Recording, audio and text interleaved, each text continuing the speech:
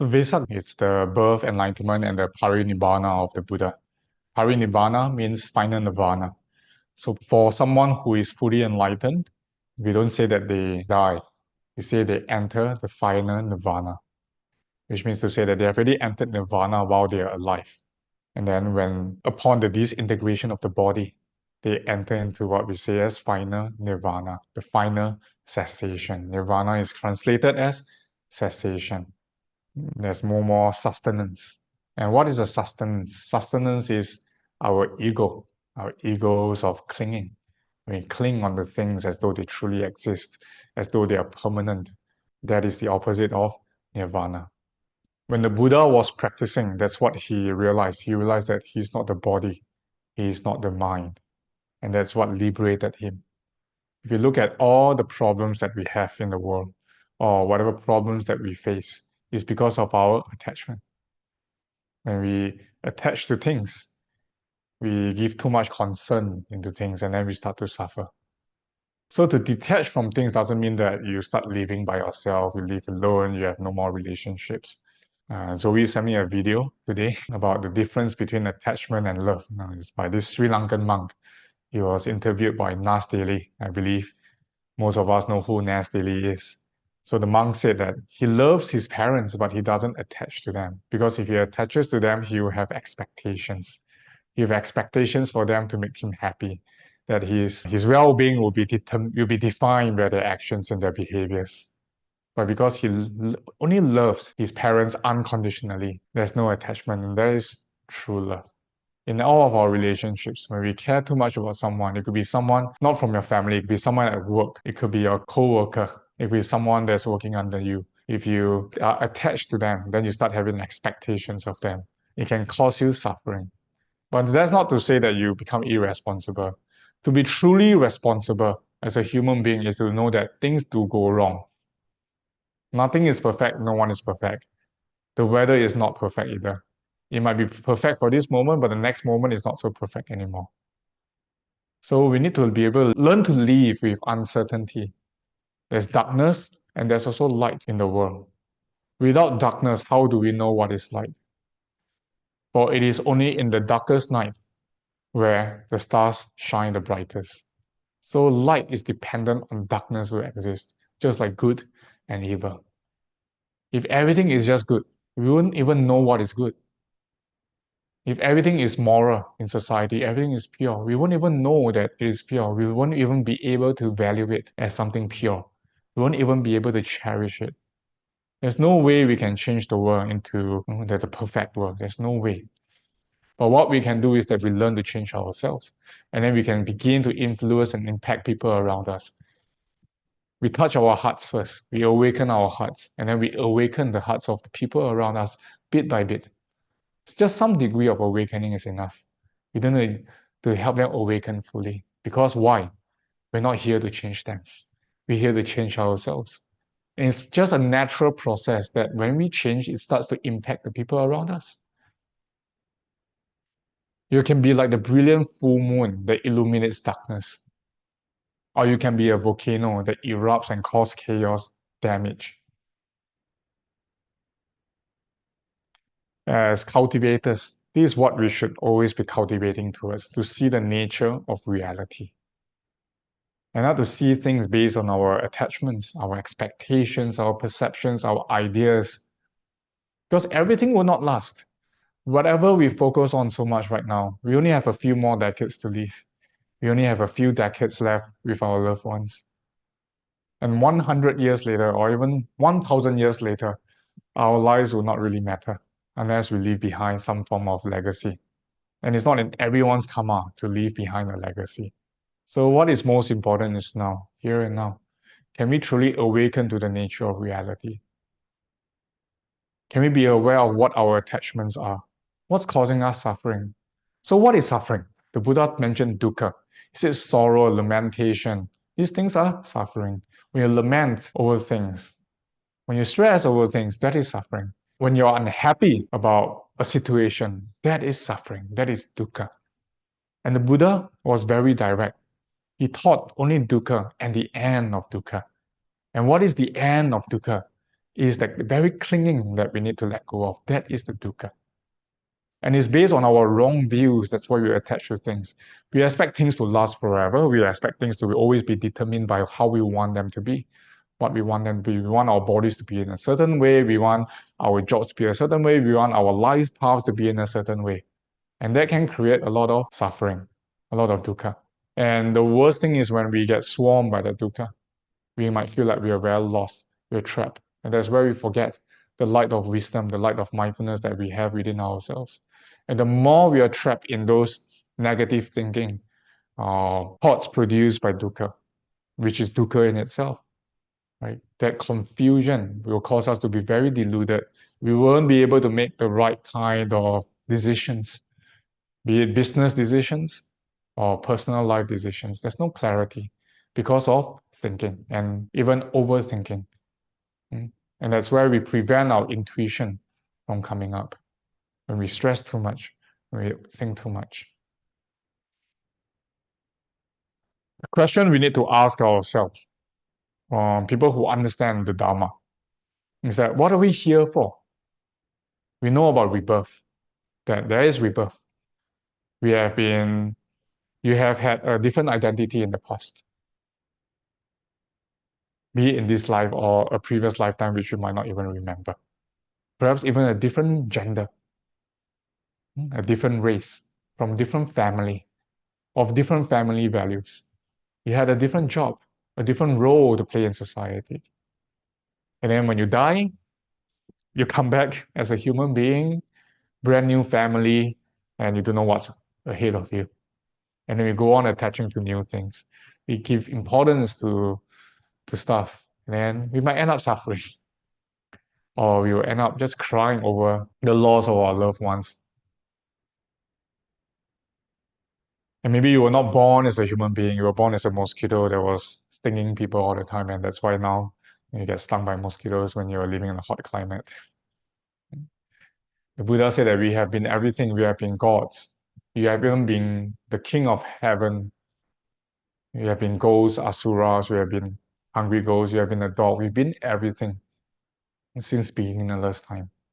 So what is our purpose of getting this rare human rebirth? Are we here to just do the same thing that we've been doing for countless rebirths? Then if we are, then what's the point? You come, you enjoy, you achieve, just to grow old and frail, just to become irrelevant again. And you restart. Some might argue, say, hey, it's life. I enjoy it. It's okay. There's so many things to learn. Then okay, good for you. Don't come and complain to me when something goes wrong in your life in this lifetime. No more complaints. Don't tell people that your job sucks, your manager sucks, you don't like this, you don't like that. Because it's about opening yourself to new experiences, right? That's why you don't mind getting reborn. If you say there's so much joy, then don't complain about our lives. Then I will believe you 100% that you're here just to have fun. That whatever happens, that touch wood, you get cancer, you say, oh yes, human experience. Okay, then good, I trust you. I trust that you're a bodhisattva. If not, no. Therefore, if you reflect, what are we here for? Just to attach, just to love someone and be separated again? Then what is the point of this? This is what the Buddha realized. Like, what's the point of just coming back again and again and again and again and again? We learn everything anew. Just think about someone whom you respect in your life. Think about someone older than you. Could be your parent, your guardian, a mentor, a leader in your life that you truly, truly respect. You look up to this person so much.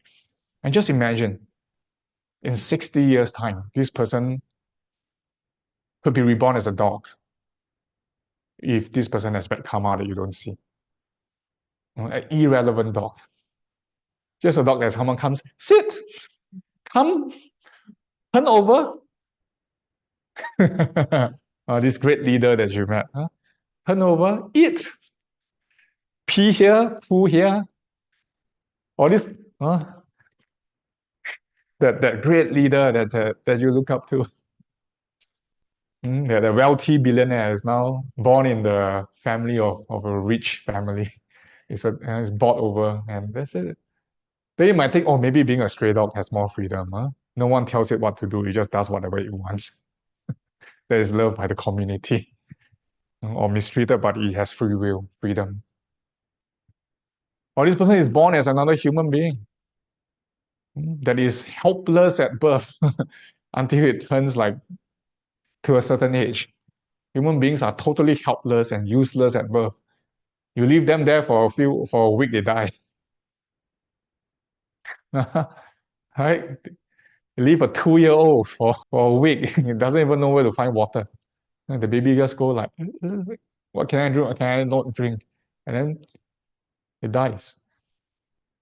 At least a monkey is smarter. It wouldn't drink from water you should not be drinking from. You put alcohol there, the 2-year will just drink it. You put poison, 2-year will just drink it.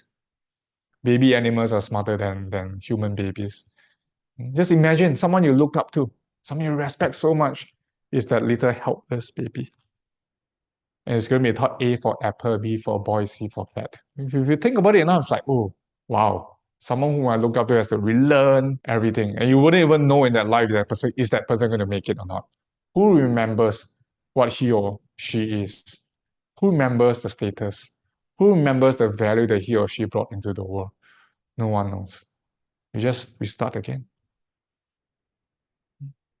So to have this human rebirth is very, very precious. In the Tibetan tradition, that's what they meditate on daily.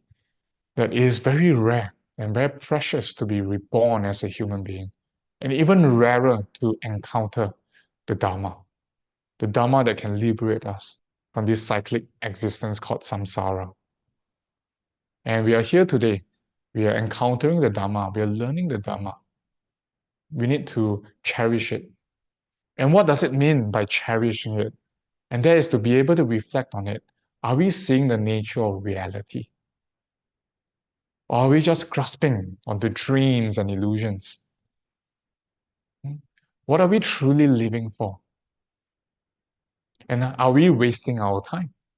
I'm not saying that you can't have some hobbies, that you can't have a little indulgences here and there. It's great to reward yourself. But life is not about just making money to reward yourself, doing this to reward yourself. Because if we do that, then we will be basing our happiness outside of us again. So the Buddha taught about metta, loving kindness, unconditional love. How can we truly love someone or something unconditionally? That no matter what, we'll still be there for it. We'll still love him or her. And the only way to do it is not to have those expectations, to not have that attachment onto them. Because when we don't have that attachment, then we won't suffer. And when we don't suffer, we can truly offer our purest presence to them. You wouldn't like it if I say, hey, you all come into this temple, sit up straight, open your eyes, don't laugh, don't look at each other, sit up straight, don't fall asleep, right? If I set these expectations on the first day, then you'll be like, oh, damn, I'm not coming anymore. It's Wednesday night, you ask me to come here and sit straight. What do you want there? I can't move. You see, that's expectation. That is very conditional. So we need to be able to see that our body itself is of the nature of passing away. It's of the nature to fall sick. And which shows that we don't actually own this body at all. And the mind is the same. You can't say, don't think. And you sit down there, don't think, you're already thinking. Don't get worked up, this and that.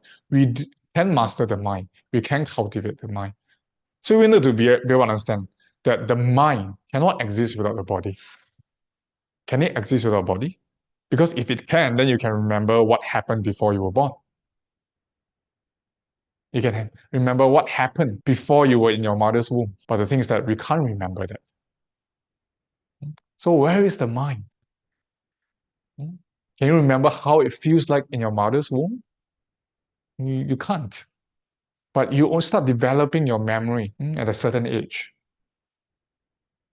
Because of your brain development, your body's development, your faculties become clearer and clearer. And then your mind starts to function along with it. So you see, the mind is dependent on the body. And the body is also dependent on the mind. Because without the mind, the body cannot be. And what is that? A corpse. A corpse doesn't have a mind. It's just a corpse, a dead body. So body and mind are one. That's what we mean by the body cannot be separated from the mind, and the mind cannot be separated from the body. They exist together. Which is why when you're asleep, you're unconscious. Someone might be talking and you just don't know what's going on. You don't even know that you're sleeping. You don't know that the body is adjusting itself. You're not registering. So when you look at the impermanent nature of this body, we know that the body is impermanent. It can't be grasped onto as yours. You can't command it 100%. Which shows that the mind doesn't belong to you either. Because it took you years to learn a skill. It took you years to learn a language. So how can the mind actually belong to you? Because if the mind belongs to you, you can say, boom, be enlightened now. Don't think. Be 100% positive. You can't do that. And everything that we see based on our senses, our six senses, our seeing, hearing, touching, smelling, tasting. This is how we interact with the world when we start registering them. So when we meditate on emptiness, you used to break through and not cling onto appearances. Do not cling on the appearances as something that exists on its own, that is so real that it's going to persist forever. No. So you think about the sun. Is it the sun that gives light, or is it your eyes that give light?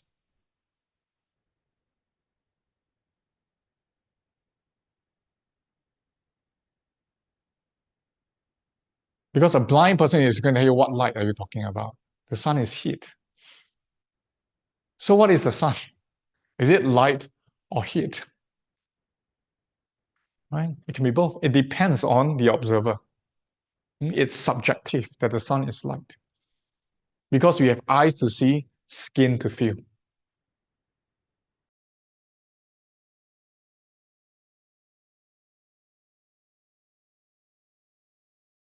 So everything, these are learned stuff. But what is the true nature of the sun?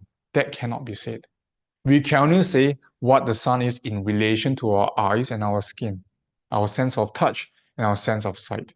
This is what the sun is. It's in relation. So everything that we see, they are all conventional designations. I say there's an I here, there's a U there, there's EVAT, there's CAN, there's DK over here. These are conventional designations. We need these things to function. But what's the true nature? What is my true nature? Am I a teacher? Am I a father? Am I a friend? What is my true nature? If you remove all your ideas about me. Because you might identify me as, okay, this bald-headed guy who is in his 30s, he's Asian, so and so. I take a train home later. I walk past someone that sees me but doesn't take note of me. I don't exist at all. But you see me because you know me. DK is there. DK is taking the train home. We give value to things. These are designations that we put. But what is the true nature? That cannot be said. What can be said is, what is it in relation to you? In relation to your body and your mind? Is your mind that registers DK as someone whom you know? But if you strip all this away, what is left? Just like when you strip away your identities, what is left? It's just the body over here. And how does the mind come to be? The mind comes to be when it's registering something. How does awareness come to be? It comes to be when there's something to be aware of. But if you remove all this away, what is left? Then the questioning might begin. Who is realizing that there's nothing? Oh, wait, who is talking now? Oh, wait, who is asking? Or who's realizing there's no answer? You see? Because the mind is spinning itself again, it's thinking. When there's a thought, there's the mind. When there's an object of mind, mind has to be there. When mind is there, object of mind has to be there. When there's no object of mind, there's no mind. There's even nothing to note, there's nothing. So meditation is about going in there, understanding the nature of reality. First, by realizing that everything that we perceive, that we take note of, that we give importance to, it exists only in relation to ourselves. People who are interested in spirituality, in the Dharma, in awakening, like you're sitting here, or you're tuning it from the train or from home, because you're giving importance to it. Oh, this is a Dharma talk. People who are not interested in it is like, whatever. They just walk away. So am I speaking the Dharma? It is the Dharma to you. Just to you, but not to someone else. There's creepy crawlies, there's bacteria, there's germs everywhere. And there's probably a lot of ants living under the floor tile somewhere that could hear me talking right now. It's nothing, it's just vibration to them. Something disrupting them. So when we reflect onto ourselves, then we see what are our clingings. What are our sufferings? Could be job related, family related. It could be just yourself coming up with suffering. Because that's how the brain has been wired. But then body and mind doesn't belong to you. And if you don't cling onto them, there's no expectations, there's no suffering. Then there's nothing left there. And meditation is about going to that place, knowing how to liberate ourselves from all these dukkhas. Because we have the wrong view. We think that things truly exist, that you exist, and therefore your happiness matters. Or you have a view. You have a view of being altruistic, therefore the happiness of others matter more. Because if others are not happy, you won't be happy. You see, at the end of the day, it's still about your happiness, not about others. Then when you can't make others happy, you feel, oh, I'm lost in my life.